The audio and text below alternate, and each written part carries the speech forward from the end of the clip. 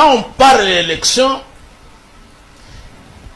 en termes généraux, il y a 3 chaînes de commandement pour organiser les élections. Il y a la chaîne de commandement des opérations électorales.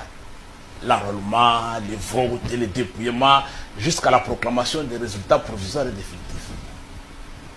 Cette chaîne de commandement est pilotée par le président de la CENI et le président de la Cour constitutionnelle.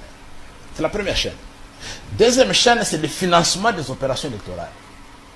Et le financement des opérations électorales dépendent, bien sûr, de tous les gouvernements, mais le maillon le plus fort de la chaîne, c'est le ministre des Finances et la Banque centrale du Congo. Et troisième chaîne, enfin, c'est la sécurisation du processus électoral. Et là, vous avez le ministère de l'Intérieur, qui a la police, qui sécurise les opérations électorales, et vous avez le ministère de la Justice, qui est là pour veiller à l'application des lois. Vous comprenez, cher ami, c'est 3. Alors, aujourd'hui, qu'est-ce qui se passe? La première chaîne de commandement des opérations électorales. Vous avez Kadima à la CENI et Kamouleta à la Cour constitutionnelle. 2 personnes des mêmes tribus. Au niveau des financements électoraux, vous avez Kassadi au ministère des Finances et vous avez Kabedi à la Banque centrale. Même tribu.